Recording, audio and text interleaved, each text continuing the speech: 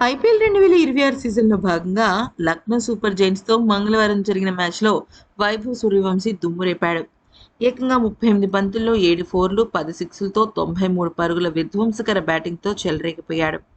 అయితే అతని ధాటికి 221 పరుగుల భారీ లక్ష్యాన్ని కూడా రాజస్థాన్ 19.1 ఓవర్‌లోనే ఛేదించి 7 వికెట్ల తేడాతో గెలుపొందింది. ఇక మ్యాచ్ అనంతరం అంటే తన హాఫ్ సెంచరీ అనంతరం వైభవ్ సూర్యవంశీ తన చేతి వేళ్లను చూపిస్తూ ఒక రకంగా డిఫరెంట్‌గా తన సెలబ్రేషన్స్‌ని జరుపుకున్నాడు. అయితే అసలు అది ఏంటి అర్థం గాక అక్కడున్న కామెంటేటర్లు, పెద్ద పెద్ద క్రికెట్ విశ్లేషకులు సైతం తల పట్టుకున్నారు. అయితే మ్యాచ్ అయిపోయిన తర్వాత ఎలాగైనా వైభవ్ వంశీని ఫస్ట్ ఇదే క్వెషన్ అడగాలి అని చెప్పి అక్కడున్న వాళ్ళందరూ గూడా "నీ సెలబ్రేషన్స్‌కి అర్థం ఏంటి?" అని అడిగారు.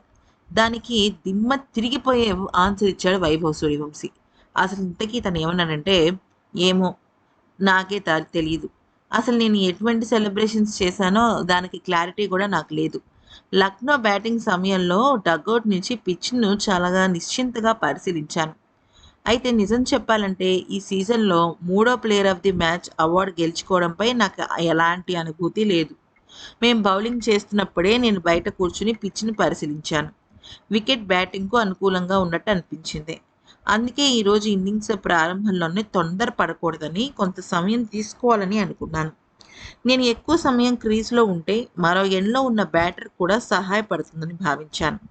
స్లోగా ఆడి ఆ తర్వాత దూకుడు పెంచాలి అనేది నా ఆలోచన. నేను ఎప్పుడైనా సరే 2 లేదా 3 ఫోర్లు, ఒక 6 కొట్టగలను. అందుకే తొందర పడకుండా కొంచెం సమయం తీసుకొని వీలైనంత వరకు క్రీజ్‌లో ఉండేందుకు ప్రయత్నించాను. నాపై వచ్చే ప్రశంసలు నేనసలు పట్టించుకోను. న్యూస్ పేపర్స్ చదవను. అసలు ఇంటర్నెట్ ఓపెన్ చేయను. ఎందుకనంటే, అవన్నీ ఓపెన్ చేసి చూడడానికి నాకు టైం ఉండట్లేదు.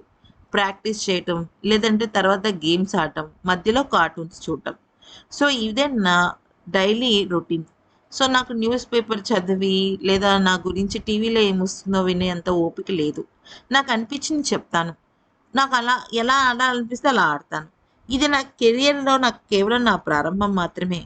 నా సుదీర్ఘమైన కెరియర్ చాలా కాలం పాటు ముందుకు వెళ్ళాలంటే, ఇంకా నా గురించి ఎక్కువగా మాట్లాడుకోవాలంటే, నేను దృష్టి ఎప్పుడూ ఆట మీద పెడతాను. ఇక నా సెలబ్రేషన్స్ ఏంటో నాకు గూడా తెలీదు. కానీ ప్రతి మ్యాచ్‌కి ఒక్కొక్క స్టైల్ చూపించాలనుకున్నా. అందుకని అన్ని స్టైల్స్ అయిపోయాయి కదా! అని చెప్పి నేను ఈ స్టైల్ చేశాను. నేను ఏది ముందుగా ప్లాన్ చేసుకోను. దాని వెనకాల ఏ ప్రత్యేకమైన అర్థమూ లేదు. గత మ్యాచ్‌లో నేను సెలబ్రేషన్స్‌కి కూడా నాకు ఎటువంటి అర్థం లేదు. ఏదో కొత్తగా ప్రయత్నించాలని ప్రయత్నించాను. నా యాంకర్ మ్యాచ్ కూడా పెద్దగా ఆందోళన చెందటం లేదు. ఫోకస్ అంతా ఆటపైనే. మంచిగా మ్యాచ్ గెలవాలి. పిచ్ అబ్జర్వ్ చేయాలి. బౌలింగ్ ఎలా ఉందో చూసుకోవాలి. నా బ్యాటింగ్ పవర్ ఎలా ఉందో చూసుకోవాలి. అంతే. ఈ టోర్నీలో మాకు ఎన్నో ఎత్తుపల్లాలు ఎదురయ్యాయి. కానీ మంచి క్రికెట్ ఆడటమే నా లక్ష్యం అంటూ ఎంతో ముద్దుగా చెప్పాడు. నిజానికి ప్రతి ఒక్క ఆటగాడు నా సెలబ్రేషన్స్‌కి అర్థం అది, ఇది ఏదేదో అంటూ చెప్తాడు. కానీ ఈ బుడ్డోడు అసలు నా సెలబ్రేషన్స్‌కి అర్థం ఏంటో కూడా నాకు తెలీదు అంటూ అందరి గుండెల్లో పిడుగులాంటి వార్త పేల్చాడు. ఈ వీడియో ఖచ్చితంగా నచ్చితే లైక్ చేసి సబ్స్క్రైబ్ చేసుకోండి.